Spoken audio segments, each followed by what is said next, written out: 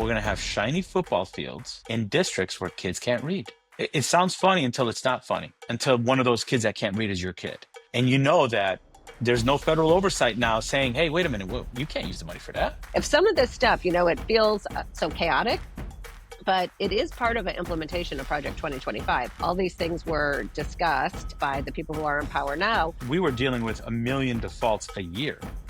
That's not good for anyone. When you think about the Department of Education, think about the people you love. If you know someone with a disability in our schools, if you know someone that is suffering from mental health needs, if you know someone that could use an alternative track, when you think of the Department of Education, think of them.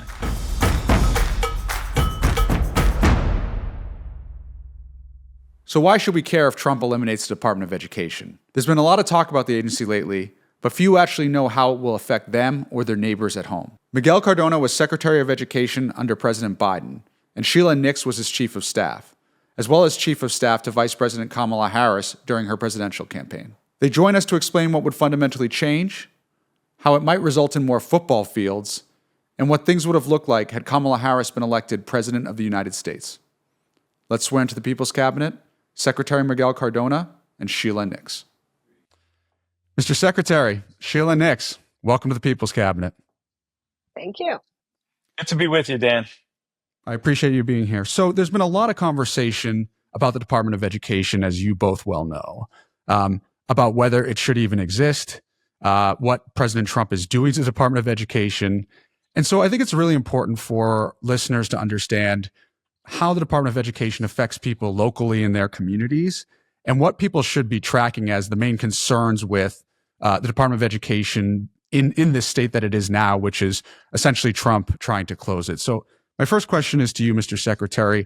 Can you give us examples of the kinds of things that you would be most concerned about in this scenario that Trump is proposing? Sure. First of all, thank you for having me. And it's always good to see you again, Dan, and Sheila, always great to see you. I appreciate the format of this because we need to really talk in common sense here. What's going to happen? I just got off the phone with someone before this podcast who told me that a superintendent in Connecticut received notice that $9 million in federal grant that they won, $9 million to support mental health needs of students, was canceled.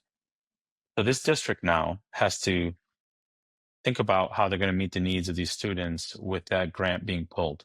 What we're going to see across the country is a reduction in resources available to support students in need. And the reality is the students that are going to feel it first and most acutely are the students furthest from opportunity.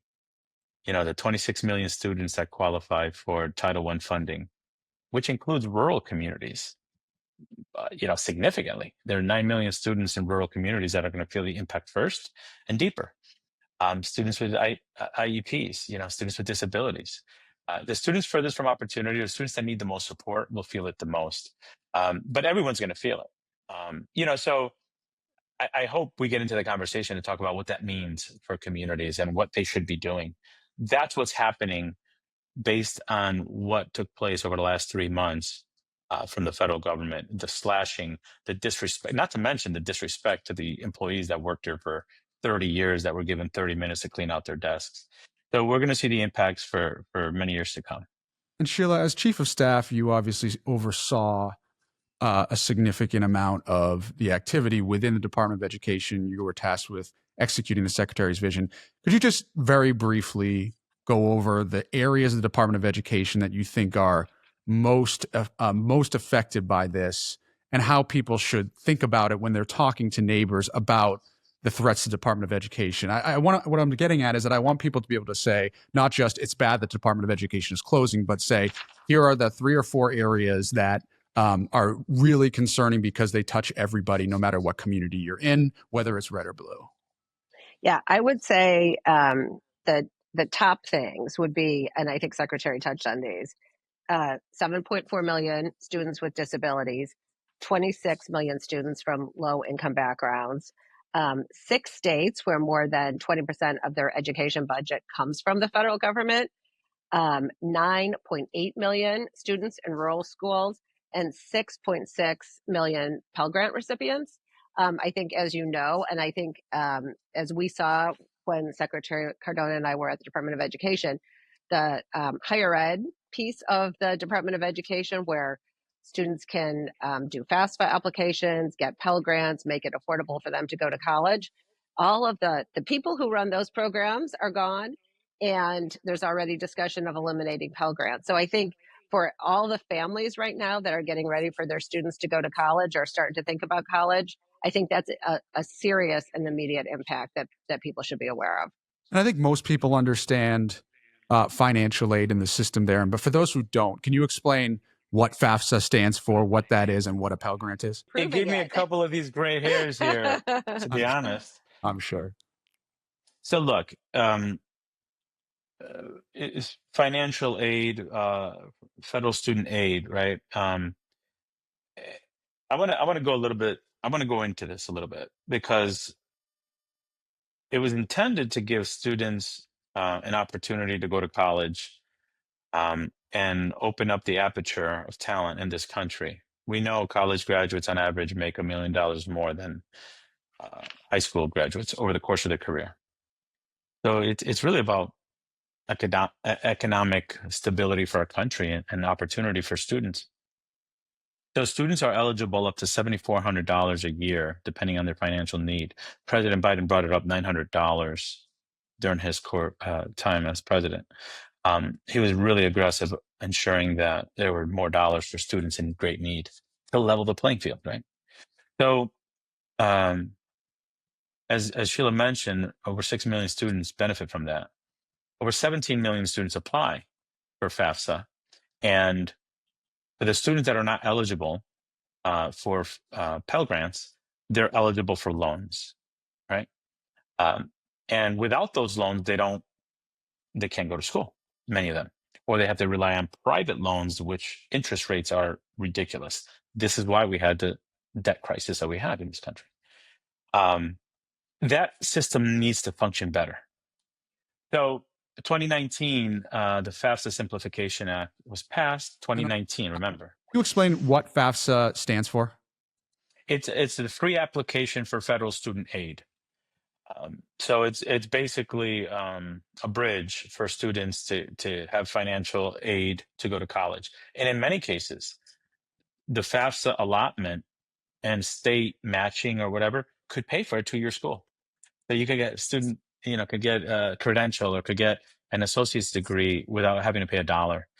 So the intent there is to really help students accelerate their path to higher education. So let me go do a little quick timeline here. 2019, the FAFSA Simplification Act was passed. That was in 2019. President Biden took office 2021. Nothing was done.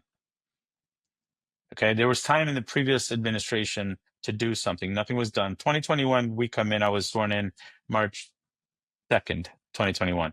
It took some time to get people approved through the Senate to join our team, right? It's not like we started working on it January 20. So some of my colleagues, both sides of the aisle, were holding off some of the approvals to swear in the key leaders that I needed to get this off the ground, right? So mid to late 2021, we're looking at what they passed in 2019. And I think it was, Sheila, correct me if I'm wrong here, but I think it had to be done like in 22. Yeah, that's right. So we said, well, wait a minute. We just got our undersecretary. That took too long. We just got our FSA lead. That took too long. And now we have, 7 months to do this? So we said we're going to seek them to push it back another year so we can really examine the depth and really make sure we're making transformation. We did that. And what we realized is when we came in, the Federal Student Aid Office, which employs about 1,400 people, relied very heavily on contractors because of the gutting of the department in the first Trump administration. We lost a lot of talent then. So we were relying very heavily on contractors, many of whom were recovering from the pandemic too, and they had staff issues. So once we started doing the FAFSA simplification and relying too much on our contractors who were falling short on deadlines and just not delivering to the level that we needed, we realized we needed to move it in-house. So some of the challenges that schools were facing last year were we had to overhaul federal student aid while rolling out this new FAFSA, simplified FAFSA. I filled out the FAFSA for my son 3 years ago with the old method. It was over an hour. I filled it out with my daughter last year. It was 15 minutes. Now, like I said, it got me some gray hairs doing it because there were some times there where we were putting pressure and squeezing and trying to get people, weekends, nights to get it done. We brought in community partners. We brought in the community-based organizations, the higher ed institutions, all these different networks YMCA, Boys and Girls Club, which is a good thing because we hope that they stay connected. But we brought that in, and at the end of the day, a lot of people, this didn't get a lot of coverage. Over 500,000 more applicants applied for FAFSA last year than the previous year. So yes, it gave us headaches, but it was something that we did that hasn't been done in 40 years. And we got it done in the Biden-Harris team. And 500,000 more students had access to federal dollars as a result of the work that we did under the Biden-Harris team.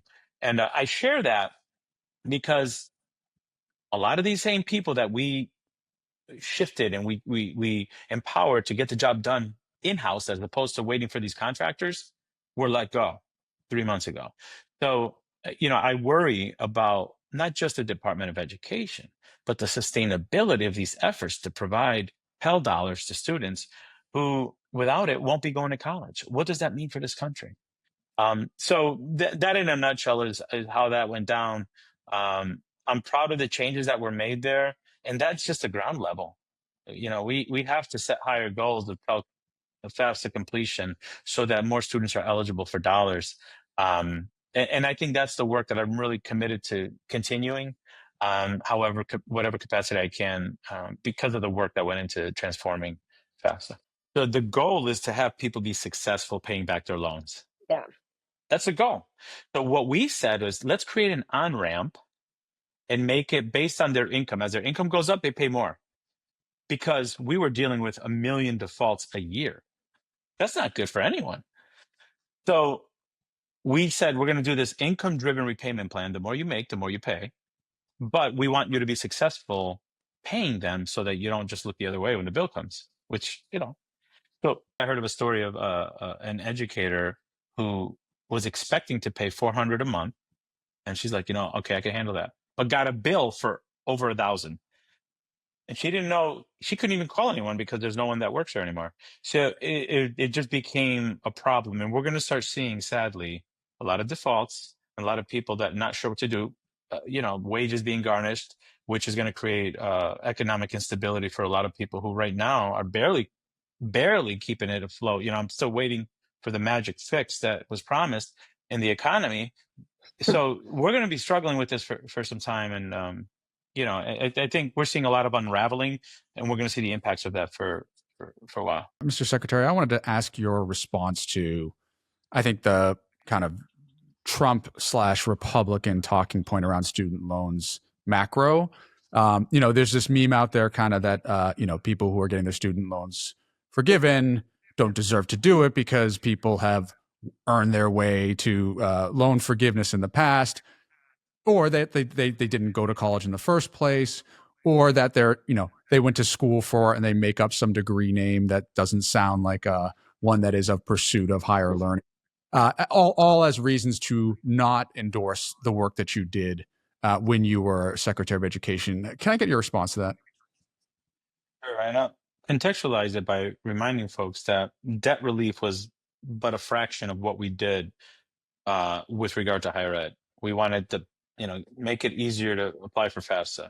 We held colleges accountable in ways that they've never been held accountable. One of the last things that I did before leaving was require all colleges, public, private, to provide data on the average salary of their graduates and the average debt of their graduates. Now, as a parent, that information would be helpful for me to know when I'm picking schools with my kid, right? So debt relief was a fraction of the work that we did in higher ed. But let me get to that.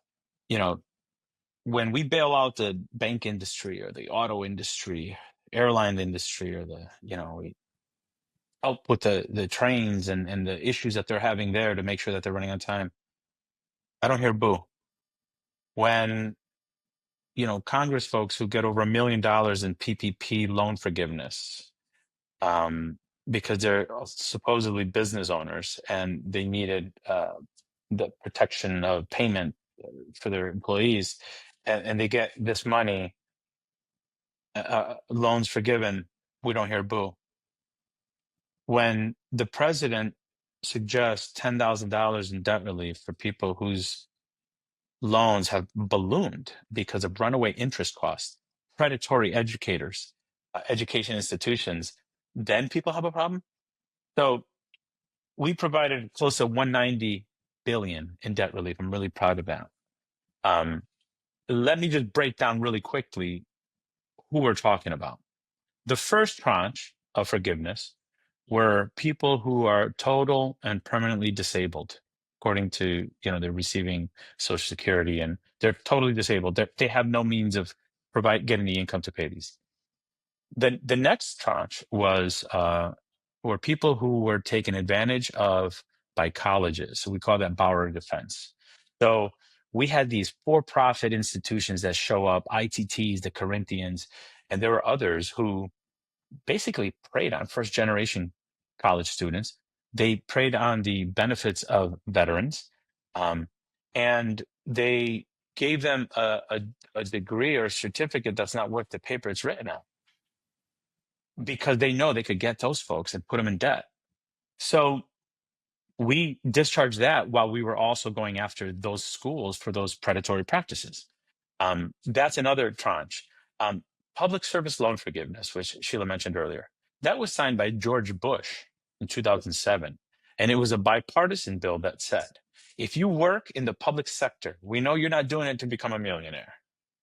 You're doing it because you're going to make your community better. And we were feeling then that we were losing teachers, nurses, police officers, firefighters.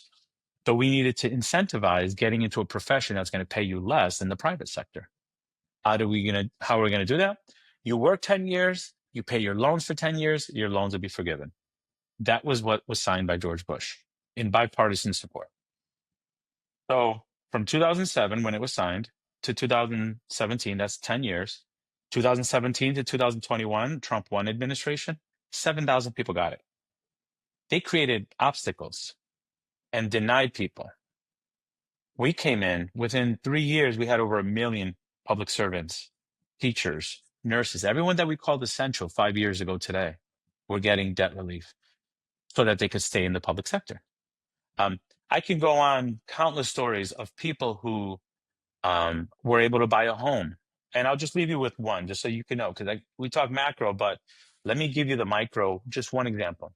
I was in New York talking to a teacher that's been teaching for over 15 years. Loved their job. He got $20,000 in debt relief. $20,000, not huge. He said, now I can get a bathtub for my disabled husband that he can have access to. Is that too much to ask? Serving for 20 years in New York City, it costs a lot to live in New York City. She has an apartment, and now she can get a handicap accessible bathtub for her husband with the debt relief. And then the last one, another person, same conversation in New York, said that now we can get a bigger apartment so my son doesn't have to sleep in the walk-in closet. That's how we're treating our educated in this country. So I don't want to hear it when they're complaining about that. And let me tell you, the more people go into default, the more it hurts that next person, that neighbor.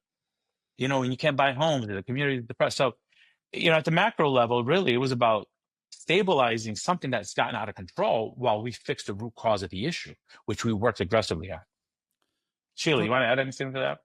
No, I mean, I think that's exactly right. And I think, and to your point, when some of these benefits are taken away and some of these things that people were promised, honestly, are not eligible to them, it does have an impact in the whole community, because now they don't have the income, and then the stores in the community may close. It's like we're starting to see some of the signs of a recession, and it's self-inflicted.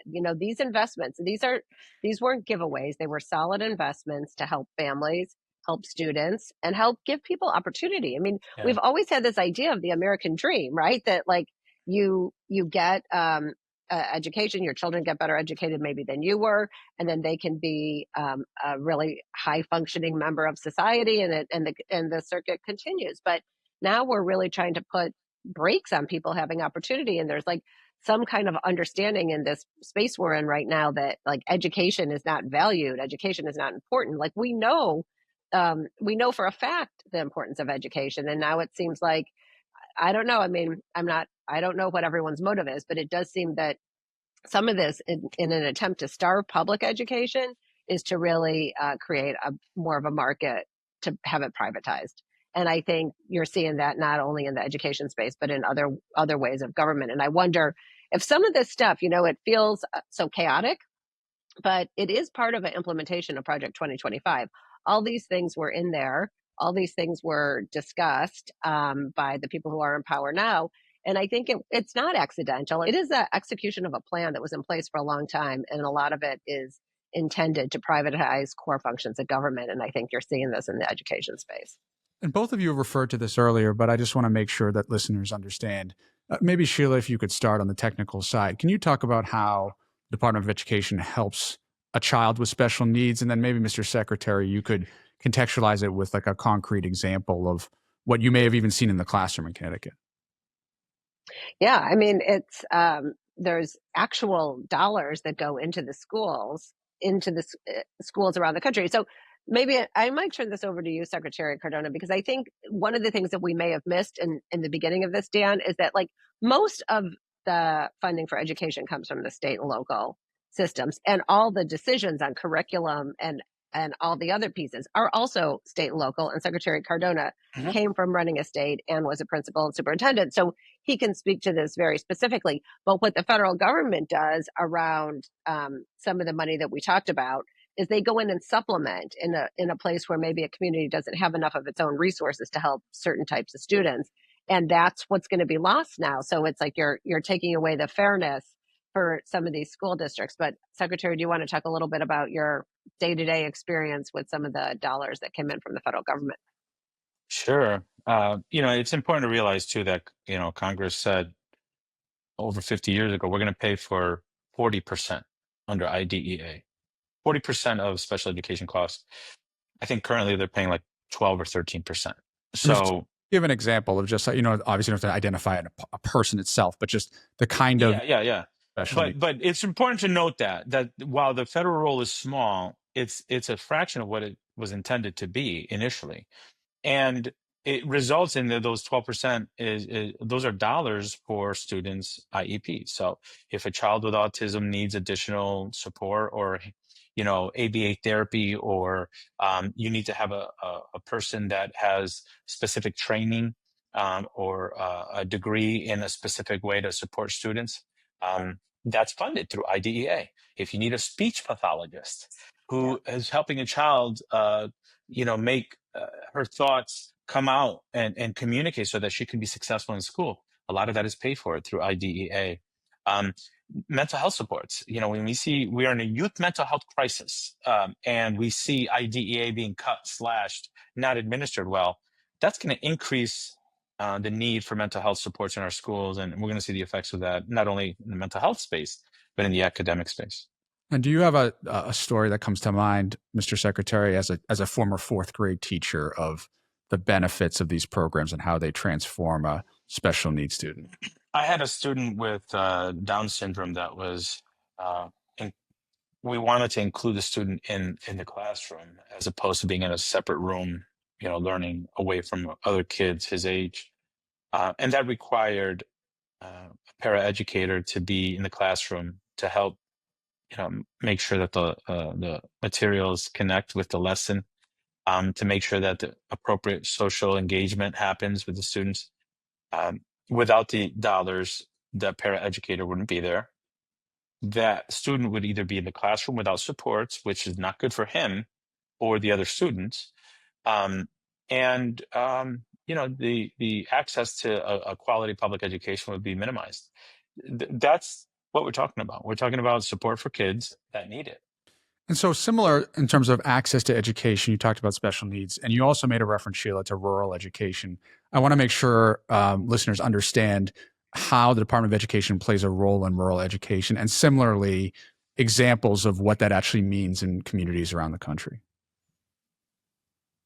I think Secretary of Education, but I think in his tenure was able to visit 50 states and communities all over the United States. And I think, especially rural communities, is it mostly Title I funding that goes in to supplement their budgets? Again, what we were talking about before, Dan, is that in some of the communities where the tax base isn't as high, in a rural community that has lower populations, what they can afford at the state and local level is not enough to serve the children that need it across the board.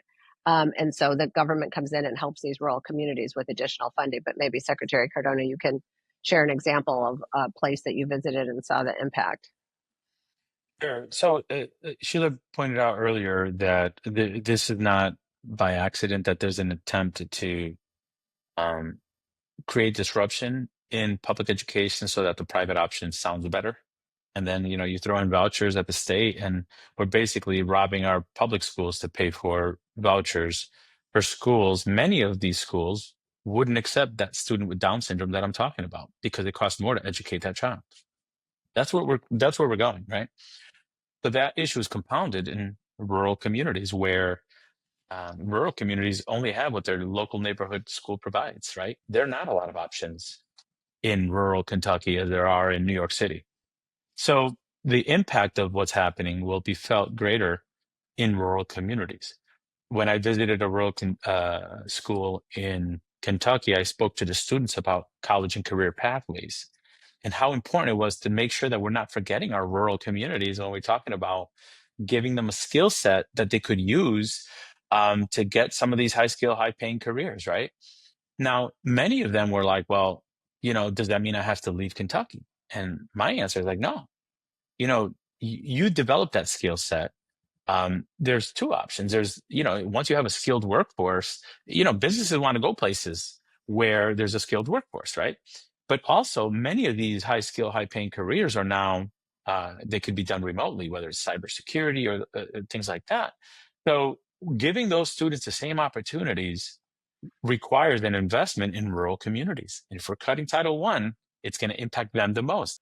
I just want to make sure listeners understand when you say Title I, what you mean by that. Sure. Yeah, Title I dollars are dollars that were earmarked to support students that are economically disadvantaged. So it's likely that a community in a rural Kentucky benefits from Title I dollars because the students there don't have the same resources in their community as another more wealthy community. So the federal government provides some dollars to help level set that, right? To address disparities in achievement and access. And it could result, so Title I dollars could be used for additional reading teachers, for math support, for tutoring, for programming that gives students a leg up if they're further behind. There are other communities that are more affluent and they can afford to pay more for educators, or hire more teachers. They don't benefit. They don't get Title I dollars. Title I dollars are intended to offset the disparities in access across our country. And Dan, I mentioned before there were 6 states in the United States where more than 20% of their education budget comes from the federal government. Those states are Alaska, Montana, South Dakota, Arkansas, Mississippi, and Kentucky. So the impact Yeah. with that, and I'm sorry, the rural, folks that were so adamant that we needed this are the ones that are going to be hurt the most. Yeah. And this isn't a red or blue thing, man. I don't look at a kid and say, oh, this is they're kids. But, it's unfortunate that, and Sheila, if we were to go the next 6 states, that I bet you most of them are going to be in the Midwest. Yeah. So that's the part that frustrates me, that people were fooled. You know what I mean? People were fooled, and it's going to hurt the people who really were thinking that they were going to benefit here. It's going to hurt them the most. And that's the hard part to swallow. And I just don't think people are aware of it. When people hear like, oh, federal government providing additional assistance to schools, they're always assuming, oh, it's into the big cities or something. But in fact, it's these states with lower populations, less income, and over like literally 20% of their budget, over 20% of their budget's coming from the federal government. So when that money goes away, what's going to happen to those kids? The states that were most adamant that we shouldn't be providing debt relief are the same states that without the federal government would be further behind, because the federal government provides relief for them, basically, keeps them whole. So it's just something that we don't talk about a lot, but I think we need to lift up to say, look, there's a reason why we're doing this. It provides stability so people can continue to grow. And you had mentioned as part of your conversation, workforce training. And I think that's an important thing that I think a lot of people don't realize the role the Department of Education plays. So maybe, Sheila, if you could just outline as Chief of Staff how that played a role in your day-to-day response. Yeah, I mean, there was like in the Biden administration additional dollars going into this, and an example would be like there's a lot of different ways you can do it, but in a local high school, you could have some career training, and I think Secretary Cardona has an example from Connecticut where people can go into welding and get some additional training as an apprenticeship, and then get a almost guaranteed job at the naval base there. But those kind of programs are all around the country, but the more resources we can put into them, the more alternatives we're giving to students that don't want to do a traditional four-year college path. I mean, there are lots of ways to get education and training other than what is traditionally seen as the four-year college. There's the community colleges with dual enrollment with the public school in that community, so that a student comes out with already an associate's degree when they graduate from high school, and then maybe into a job because there's a partnership on one of these workforce agreements with an employer there. There's so much opportunity there, and I think that's one of the things that I hate almost the most of seeing dollars going away and progress not being made, because it really gives everybody a chance to do a career they want if they don't want to follow the four-year traditional path. And it's so important because I think most students now need at least 2 years of post-high school education to be able to get a job that makes a good living. And we spent a lot of time on that. We did it, I think, as you probably remember, in conjunction with the Department of Labor, has also some programs there. And, maybe next go round, we can even do a better job of coordinating all of that together so that we get it to the families that need it most and the students who are most interested in it. And I think Secretary Cardona I think you spent a lot of your time visiting those programs and trying to uplift them and also make people know about them, make sure that, like, if a student is in school and are interested in a path like that they know what exists in their own community. I had to visit those programs. Dr. Biden loved them. Yeah, she did love them. And it appears that the solution that Trump has to all of the areas that we outline in this conversation is just a block grant to the states, right? Again, nothing specific, not a lot of tangibility to his plans. But Mr. Secretary, as a teacher, first and foremost, as someone who has mentored countless young people, I just want to get your reaction to, first of all, just hearing the language around the Department of Education as a federal entity, but then also this notion that a block grant will solve things. Yeah. I have a lot of concerns with that. We haven't mentioned it yet, but the Department of Education is a civil rights agency. It ensures the rights of students are protected. And we took that job very seriously. We went, investigated and really went in on large cities, large states for not doing, in this case, special education services during the pandemic the way they should have. I don't care if they're red or blue. If you look at our track record, some of the biggest cases were blue states. That goes away, that protection. So the block grant, to the second part, as a commissioner of education, a former commissioner of education, I took the responsibility, I took the role very seriously to make sure that the dollars go where they're intended to go, and that we had structures in place to make sure that students got the federal dollars where they were intended to go, right? There's going to be such great variance, not only in where we use the dollars, but how they administer it. Talk about waste, abuse, and fraud. And no disrespect to my colleagues across the country, but now we have 50 different states having to figure out how to distribute Title I, how to distribute IDEA. And then let's be honest here, we're going to have a lot of shiny new football fields in districts where kids can't read. Let me say that again. We're going to have shiny football fields in districts where kids can't read. It sounds funny until it's not funny. Until one of those kids that can't read is your kid, or the kid with disabilities is your kid. And you know that there's no federal oversight now saying, hey, wait a minute, well, you can't use the money for that. The intent of this money is to level the playing field, to reduce gaps.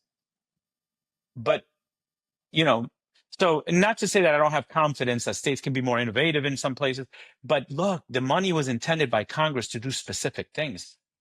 How the hell are you going to have an executive person saying, no, I'm going to rewrite what Congress said? That's not how democracy works. This is bigger than education funding. So that's my position on that. And, again, you're going to have commissioners that are going to do amazing work, but now they have the burden of dealing with the administrative costs of distributing money, monitoring it, making sure it goes where it's supposed to go. Where we had a federal department whose job it was to do that. And more so than that, to provide support, guidance on how to do it. The shelf life of a state chief is what, 3 to 5 years? So every 3 to 5 years, you're going to have a new system of making sure the money goes.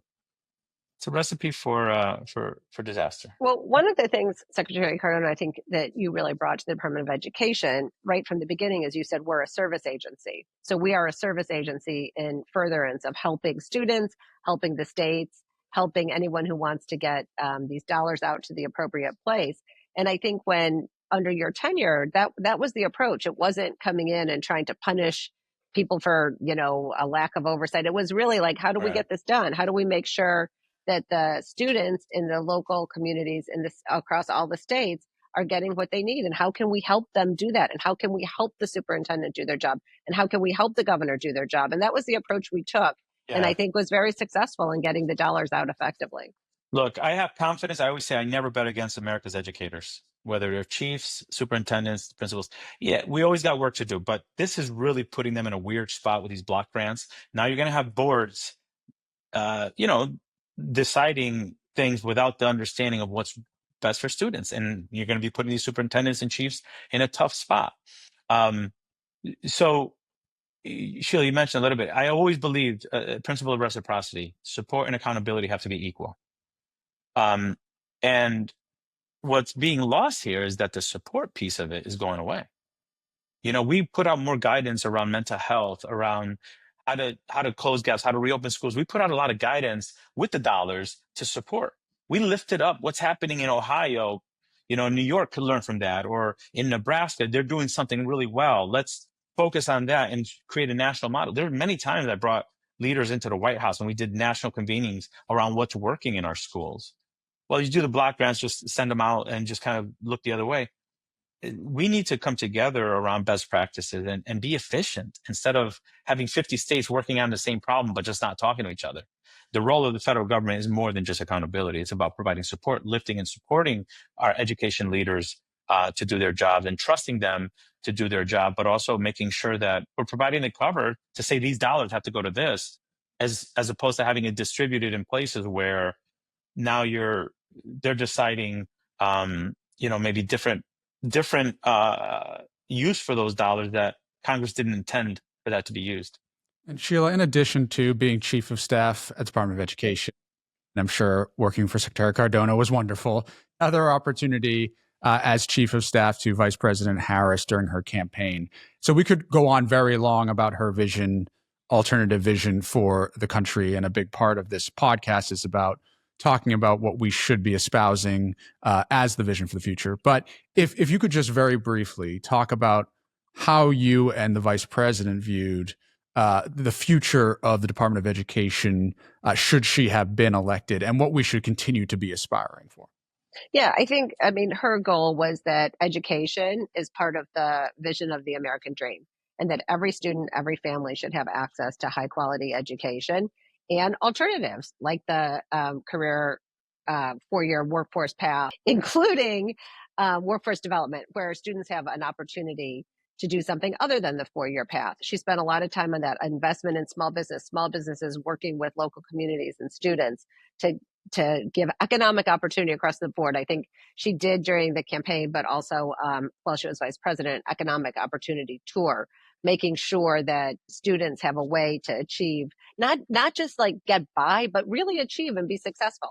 And education was a core component to that. And the only way you can really do that is to start at preschool and make the investment all the way through so that we have a well-educated workforce and give every citizen an opportunity to have a shot at the American dream. And sadly, that has been dissipating rapidly in the last 3 months. And I think we have to work hard to stay in the fight and try to make sure we're in a place to rebuild those tools for everyone going forward. And speaking of staying in the fight, I think that there's a lot of people who, whether it be because of the outcome of November or just seeing what's happened, are feeling incredibly disaffected and depressed, candidly, about the future of our country. They see the Department of Education. They know people in their communities who are positively impacted.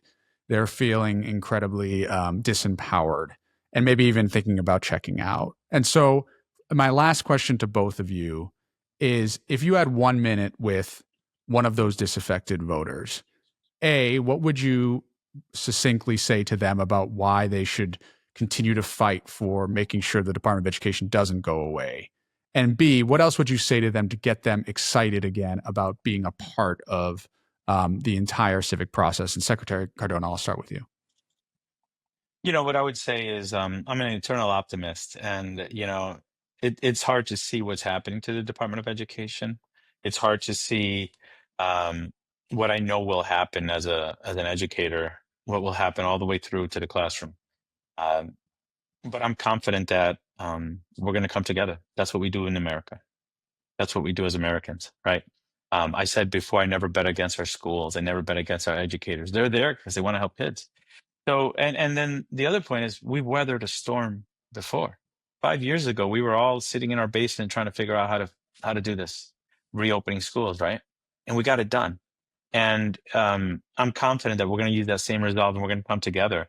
We just have to stop looking at things through a partisan filter and say, how can we help kids? Let's stop talking at the 50,000 foot view. Let's talk about the impact in the classroom to the people we love. What I would tell folks is, when you think about the Department of Education, think about the people you love.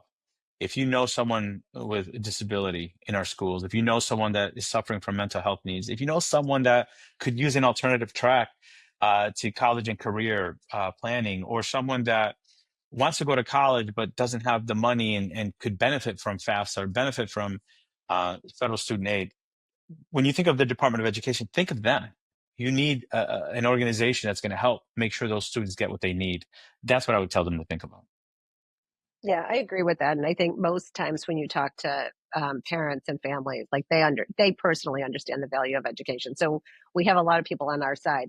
And I would also remind people, to the broader question, that in the election, as much as the current administration seems to believe they had some kind of mandate, they really didn't. 1/3 of people didn't vote. 1/3 voted for us. 1/3 voted for Trump. So that means 2/3 of people did not vote for this vision of America. And I think when people feel discouraged, it's important to remember that if we can all come together and work to fight against some of these cuts and against some of these practices, but we have to use our voice. I mean, our voice is sort of the last thing that no one can take away from us. And the vice president always says is like, courage is contagious. So I think if we start everyone in their own way, act courageous in this fight, then I think it will grow. And I feel like we're starting to see the beginning of that now.